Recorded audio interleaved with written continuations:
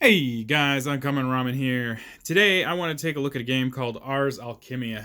This is by no means a newer game. In fact, this is probably one of the older games from TMG.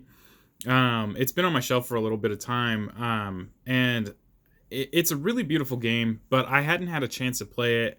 And despite that, I could have done an unboxing, but I chose not to do so. For reasons I couldn't begin to explain. But I have actually had a chance in the recent past to sit down and play this a couple of times, and I was very pleasantly surprised by it. So, without further ado, I feel like we should jump right in. I want to go ahead and show you the contents and then kind of go into a little bit of explanation about the game. But this is a very small box. It is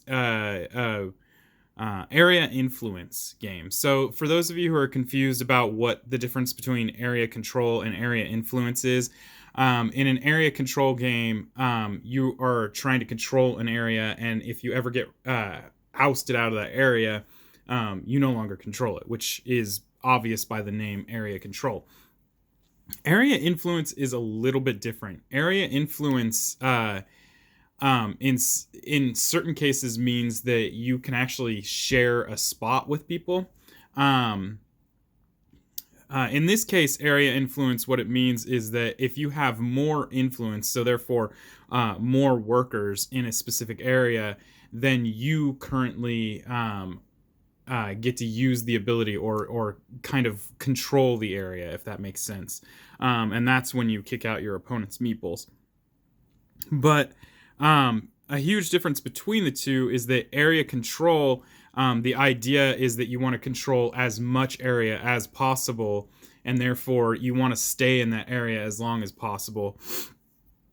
With area influence, it's not like that. What you're trying to do is get more influence in an area so that you can activate the ability of that area, and then once you've done that, it does not matter whether you get moved out of that area or not. And that's the biggest difference between what an area influence game is and an area control game is. And if you look on places like Board Game Geek and stuff like that, they try to put them all as one category. That shouldn't be the case. This isn't area influence, it's not area control. And I'm going to go ahead and jump into the box now. Got ourselves our rules here. The rules are translated, so they're kind of not super good. Some of the rules can be a little ambiguous at some points. So it's just be aware of that. Also, the page was backward because this is supposed to be the title page, but for some reason when they sent it reversed. So this is just showing you some of the stuff you're going to see in there.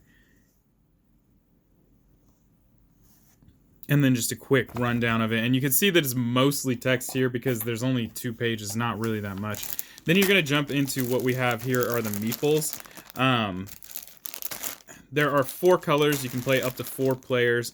They're just your typical wooden meeples, and we'll take a look at these real quick.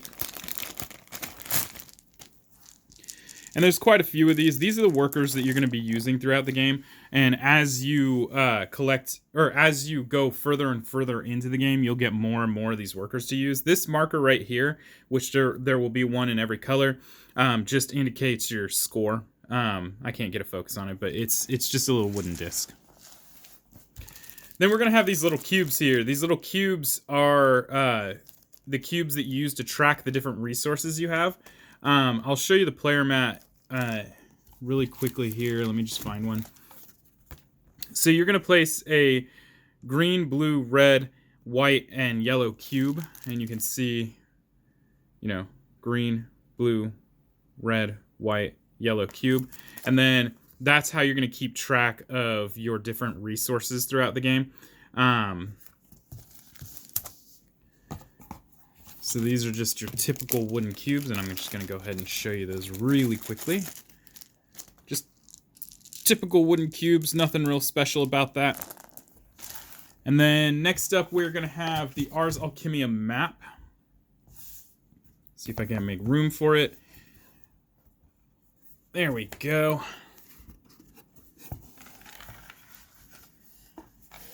So much going on here. So this is the Ars Alchimia map, and there's a couple different things on here. Just kind of go over these really quickly. If you look up here, these are the locations that you can go to receive resources. Over here is going to be the different forges that you can use to forge the items you need to finish orders. And right here are the different orders you're going to have. And there's 3 different levels. We have the green, we have the yellow, and the red.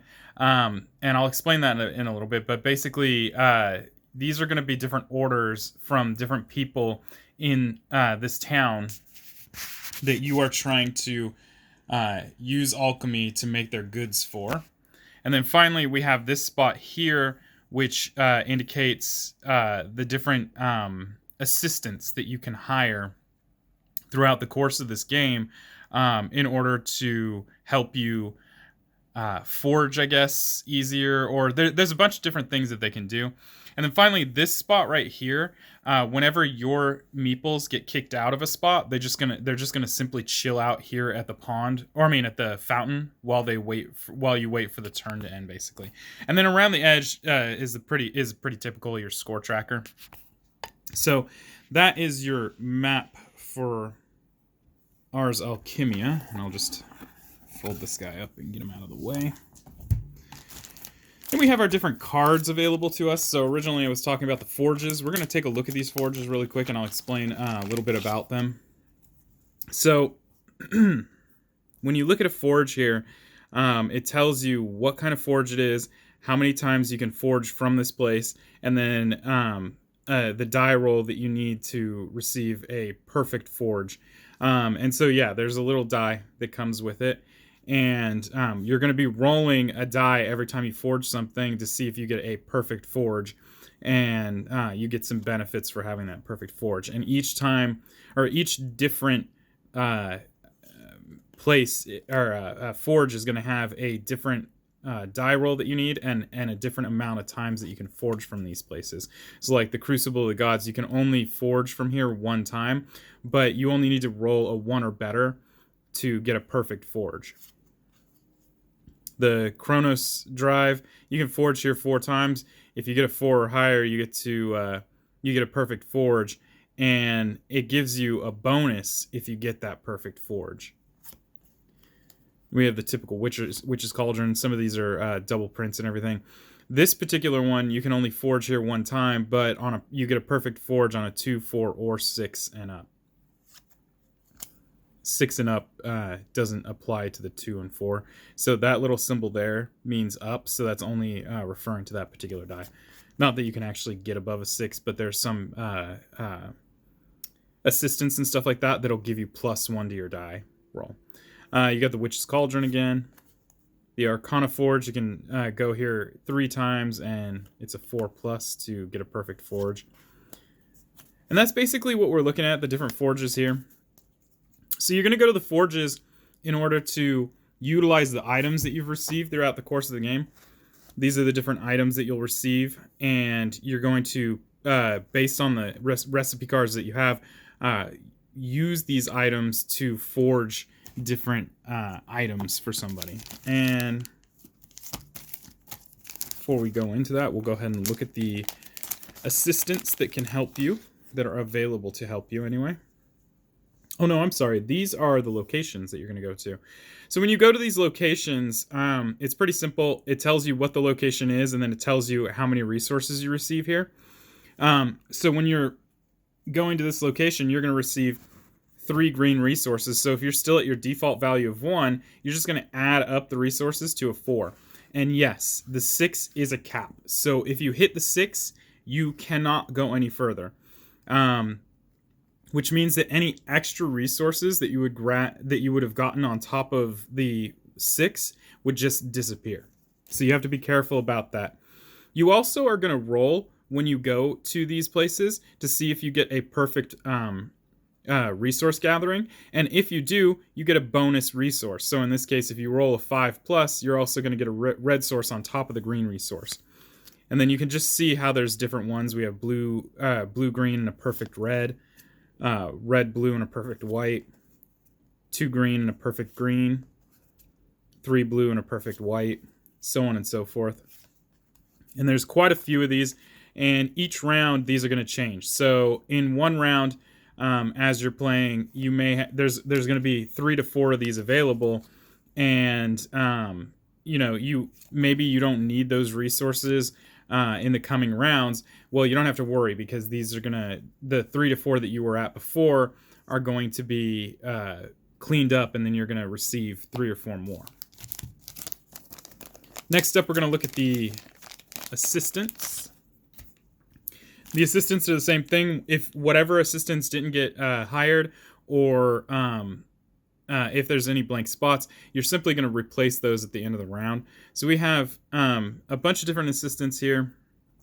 We got the artwork, the name, a little bit about them, and then what they can do. And there's quite a few of them. And they've got this really cute chibi art to them, which is one of the things that kind of drew me to the game, is that it's very, I don't know, it's very adorable. Everything in this is very small. And I'm not going to go into detail about all of these. Essentially, just know that they have a bunch of different things. Like, for instance, this guy just says +1 to your transmute die roll. So if you're in there transmuting at a forge, you got +1 to your die roll. And remember, I was talking about that 6+. This is your way of getting 6+.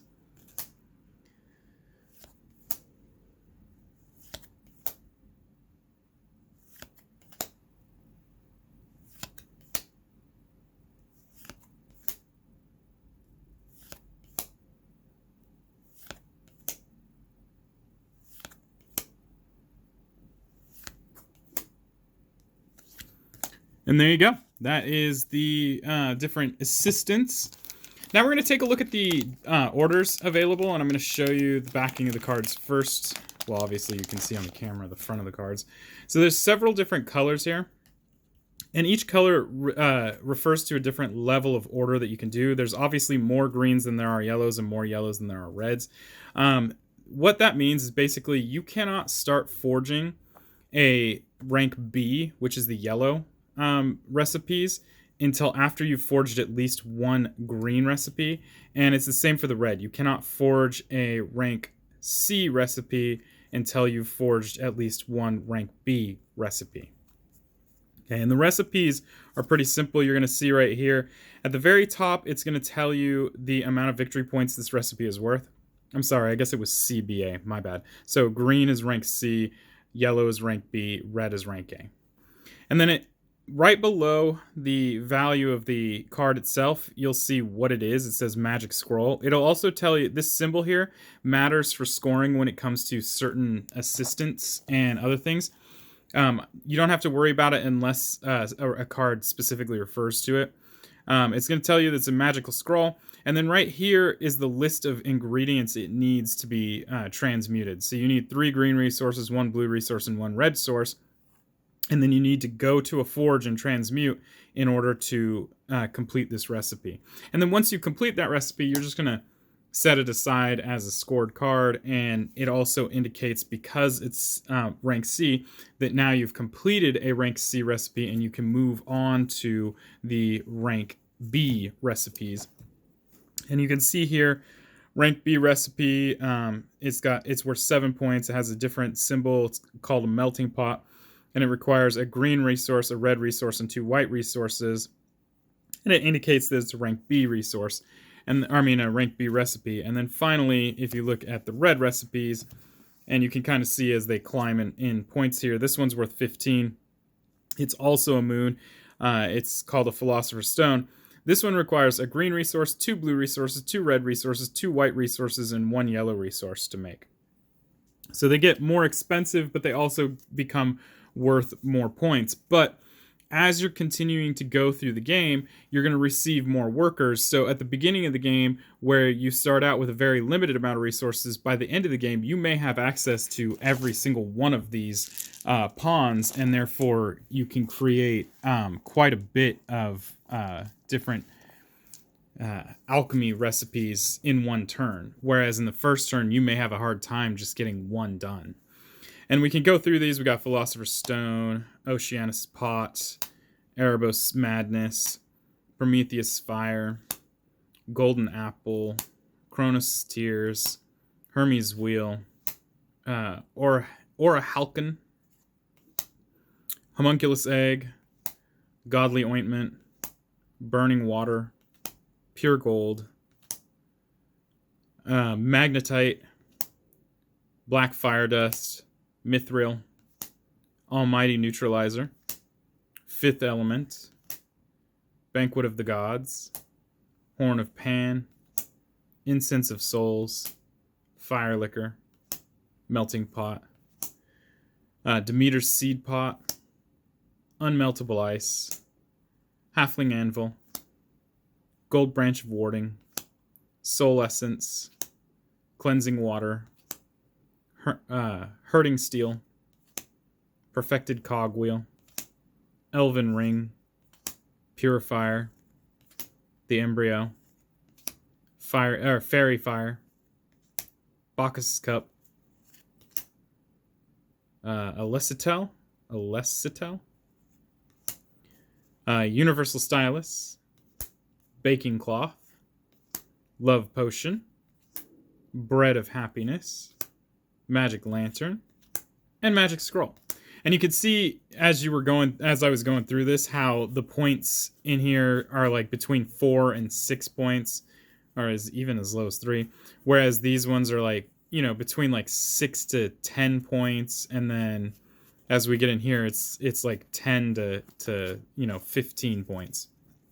So it does behoove you to start making better recipes. And then the last cards we're going to take a look at in here, and the last component in here, is the turn order tracker. So this is very different from a lot of games. You're going to randomize these cards at the very beginning to determine how the turn order goes. And obviously, if you're not playing with 4 players, you just don't use that card. And depending on which player goes first, it tells you how many extra meeples you start with. So each player is gonna start with X amount of meeples at the beginning of the game. I don't remember exactly how many it was off the top of my head. However, as you start picking turn order cards, you're gonna receive meeples for that as well. So if you're the first player, you're gonna receive 1 extra meeple on top of whatever your base starting value was. However, if you're the third player, you're actually going to start with 3 extra meeples. And the reason behind that is because it's the downside of going last. Because in order to use a spot, you have to have a majority of the of influence there. So if the spot is empty, you only have to put 1 meeple there.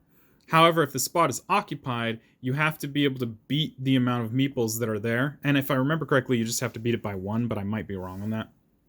So, but if you're going third, it's possible that somebody has already taken a spot that you want. So you're going to have to end up using more meeples than, say, the first and second player would have at the very beginning. Once the first turn is over, however, these cards are just going to be laid face up, and the first player in that particular turn order gets to choose which of these cards he wants to take. So let's say maybe starting with the 1 extra meeple felt like a handicap to him. He can choose voluntarily to go third, and therefore start with 3 extra meeples on the subsequent turn. Or he could choose to go first again, and just get 1 more extra meeple. It really is dependent on your strategy at that particular time. But the turn order will change based off of the current turn order. So the first player of the first turn gets to choose which card to grab first, and then the second player will choose the next card, and then the third player will choose the final card, which means that potentially the first player could choose to go second, the second player could choose to go third, which would stick the third player with going first, with the upside to that being that you get to act first, but the downside being that you would only get 1 extra meeple on that turn to work with. Now, if you were the third player, that means you have 4 meeples to work with over whatever the starting value was at the beginning of the game. But anyway, that's how that works. And it's what makes this game really interesting as far as strategy is concerned for that. When you have recipes, you're only allowed to carry 3 recipes at any given time, and that's indicated by the top here. So you're going to have those recipes sitting in these slots over here.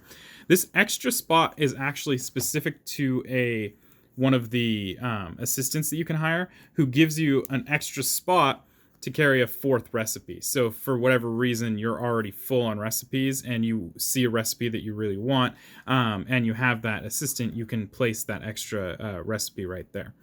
And that's basically it. That's how the game works. There's a lot to do with scoring and everything that I want to go into, because this is just basically an unboxing. But that's the basics of what we're seeing here. Is essentially you want to use your meeples to collect resources, then use those meeples to forge those resources with recipes that you've acquired in order to create items and get victory points. Now, again, it's area influence. So like I had mentioned before, and I've said this actually multiple times, that if somebody already occupies a spot, so let's say somebody is already here, in order for you to reoccupy that spot, I believe you have to beat them by 1. So if they had 1 meeple there, you're going to have to place 2 there. And that actually works for yourself as well. If you want to use the same spot that you've already used before, you're going to have to beat how many meeples were there to begin with. Now, overpaying can have some benefits too. Let's say that it's the first turn and you want to use this spot, but you also don't want anybody else to use the spot without expending some great resources. You could choose right off the bat to simply place 3 meeples there, and that forces your opponent to place 4 or more meeples there in order to use that spot after you. And that's just kind of part of the strategy as you're playing. It's just something to think about throughout the course of the game. And that is Ars Alchimia, guys. If you have any questions or comments, please leave them below. I love hearing from you guys. I will be removing any negative comments, however, so let's just keep it classy. There's no reason for any negativity in this space. And if you like the video, please go ahead and like and subscribe. And if you feel the need to support me, please hit me up on my Patreon at patreon.com/uncommonramen, capital U, capital R. I do all of this in my free time, so any amount of support will help me bring more of this content to you more often. And until next time, guys, peace.